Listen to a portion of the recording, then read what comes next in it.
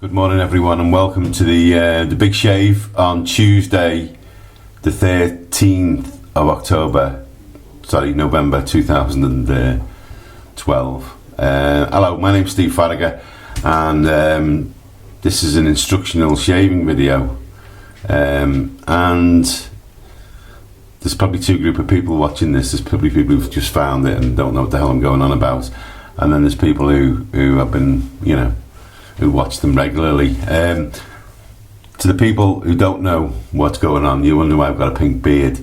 That's basically, I'm trying to raise money for a breast cancer charity in Britain called Breakthrough Breast Cancer, and we're on about £240 at the moment. If you'd like to donate some money, there's a link down the bottom which will give you the opportunity to pay some money. Alternatively, you can PayPal me on sfarragher, SFARAGHER @hotmail.com. I'm asking a minimum £3, so if you're going to do that, that's fair enough. We also have a Facebook group called the Big Shave, which is there. The address is there. If this video tickles your fancy and you fancy taking up shaving because you're dissatisfied with electric razors and you're dissatisfied with multi-blade razors, the expense of them, and the fact they don't give you a very good shave, then you've come to the right place. So it's a straight shave today, probably with a bit of talk as well. We're going to use the scuttle, which has been in the microwave and is nice and warm. And if you don't know about these, you actually put water in the spout at the top, hot water, and it gives you a nice luxurious, makes virtually any shaving soap more luxurious. And the actual stuff we're going to use today, the shaving soap, is something I've not used for a while. I just thought I'd raid me shave then and find some stuff that I haven't used around. What we're using is Geo Trumpers almond, which, if I remember rightly, well, it obviously smells of almond, but it's a nice creamy experience. We're also using a very inexpensive, and when I say very inexpensive, under £5 shaving brush. It's what's called a hog's hair. There's usually two types of hair. This is of pigs, basically, hog, boar, and the other type is a badger brush, which is usually far more expensive but softer. This one's not very soft because it's not been cleaned very well. They're usually softer to begin with, but you can see both of these, they're very similar at the moment. Basically, although these are quite prickly to start off with, they do soften up after a while. And boar brushes, apart from being very cheap, and therefore it's the type of brush you should really buy to get involved in shaving, they're good at actually poking soap. When you use a block of soap like this, they're actually better, I think, at getting the soap out. Anyway, enough of this talk. What I'm doing now is I'm lathering up, so I'm basically putting some of the soap in the bowl and lathering up. So while I'm talking, I'll lather away. Pink beard's on for a month. I was on the radio this morning on BBC Radio Merseyside. I do a spot on Radio Merseyside once in a while, and I review the newspapers. So I was on there today, and the disc jockey, the presenter, Tony Snell. So if you're interested in listening to that, it's on bbc.co.uk, Radio Merseyside.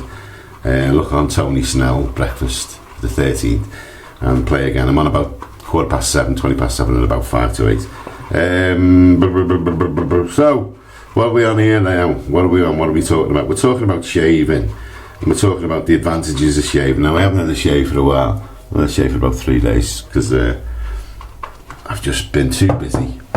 The difference between what people buy in the shops, these multi-blade razors, and the standard old-fashioned type blade that were brought in by Gillette, is these take a single blade like this, which has got 4 edges to it, and what you can do is swap these over. So shave one day on one edge, swap it over, shave the other day. So you get a lot of life out of them. You do get a better shave, but, and it's a big but, and this is what put me off shaving for a long time, is there's a technique, and very rarely do people sort of learn this technique, And one of the points about all this is that I'm trying to teach people this technique. I'm recording this on a Blackberry Playbook as well, so it's high definition. It's easy for me to see. I can actually shave without my glasses on, but I'll keep them on because I'm looking at a big 7-inch screen. So the razor that we're going to use today is a German razor, and it's called a Slant. I'm just putting the blade in, and it's a Gillette 7 o'clock blade. It's the yellow packet, I think. See, the only problem with this playbook is it doesn't do close-up very well, but it's in focus, isn't it? And it's going into the razor, and everyone's frightened of cutting themselves, and the technique is that you hold the top. If it's a 3-piece razor like this, 2-piece razor, you drop your blade in, let it fall, don't try and grab hold of it because you'll cut your fingers, or if you do grab hold of it, always grab it by the edge, slot it in, make sure you got this in right, what you have.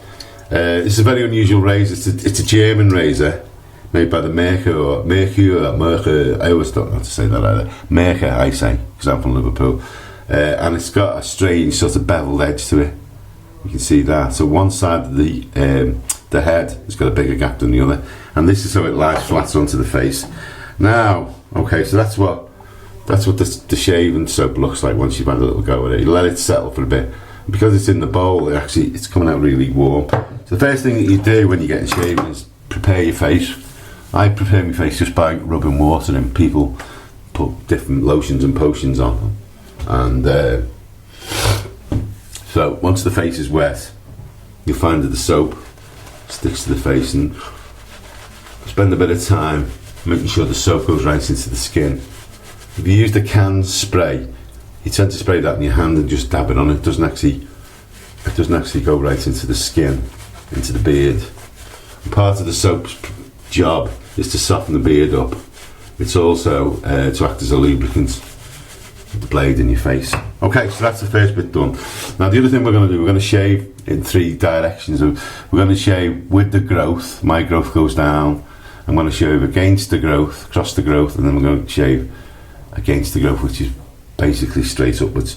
The trumper, lovely smell of almonds, smells like marzipan. And with a lot of these things, they put all sorts of different additives to them, and some of them, they should really bring out a brand of cream that you can put on cakes and puddings, I suppose. So I'm going to shave down with the growth. On the first pass, I always like to do it nice and light. Don't stay on one spot. Okay, and continue down the face.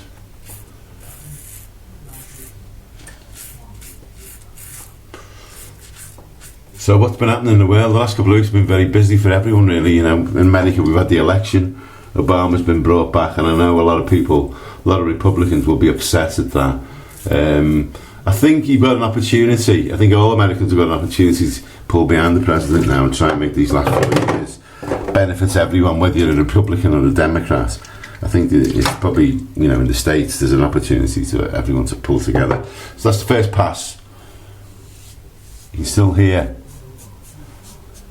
there's plenty of beard there, but I'm not trying to get, you don't try and get everything off on the first pass. You lather up again. Seems quite time consuming this, but when you do it, when you're not talking to a video camera, you can probably get away with about 5 minutes. This time we're going this direction, and again it's a light touch. I'm not trying to remove the whole of the beard on the first pass. You can see there's no drag at all on this blade. This blade's a great blade. The razor's nice and heavy, so I'm letting the weight of the razor do all the work. Everyone shaves slightly differently, so I'm not asking people to sort of follow this to the letter. And the other thing is people's beards grow in all different directions, so you've got to do a thing called mapping your face to begin with, which is basically working out which direction your beard grows, which you can do by leaving your beard to grow a couple of days and just feel when it pricks up and when it's smooth. Right, this is the very last pass, and this is the important pass really. I'm going to go up the face. I'm going to go down the jawline, which is always the bit that always used to be a problem for me. I always just end up with a hairy jaw, and the neck. Be going up that way on the neck. Okay, so I'm going to go down the jaw first, nice and evenly. No pressure. I'm not pushing hard on it, so I'm not going to irritate my face. And I'm going to go down my neck, stretching my neck as I do it. And I'm going to just cut across that way. Making sure you keep your brush, your razor clean.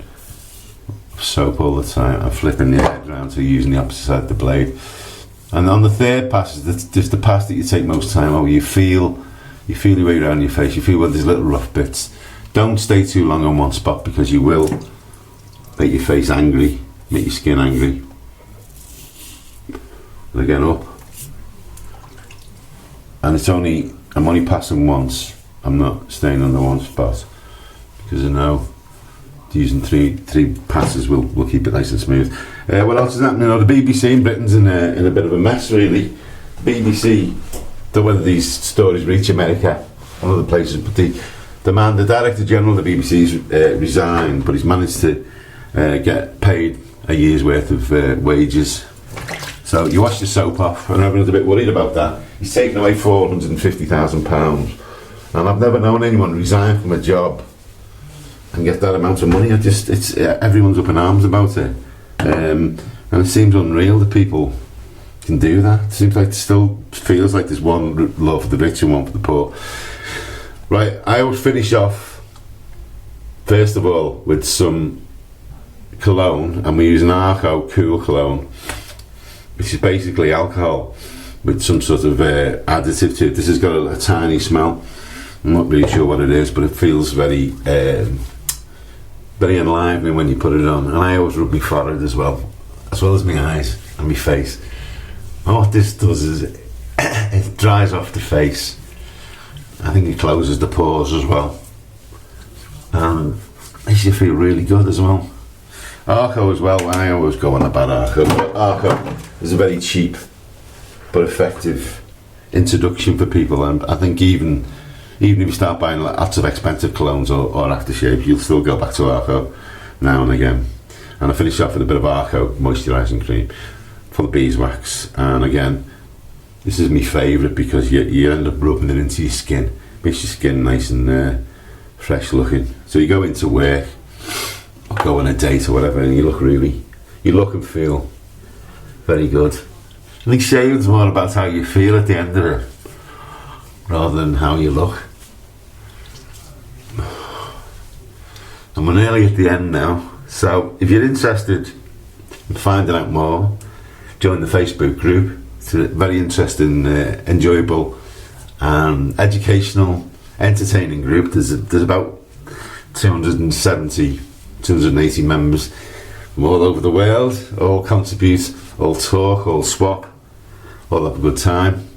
We don't have any people who are too anally retentive about shaving, and so I think it's great. I think everything's great. So that's me finished. 3-pass shave, Arko cologne, Arko moisturising cream, and it feels fantastic, especially as not been shaved for a couple of days. It looks like I'm going to have to dye the beard again though, doesn't it? My roots are showing. Okay, so whatever you do today, make sure you start off the day with a fantastic shave. Keep in touch and keep shaving, because shaving's going to save the world. It is, you know. Goodbye from me, Steve Farragher, The Big Shave, Liverpool, UK, 13th of October 2012. Ta-da.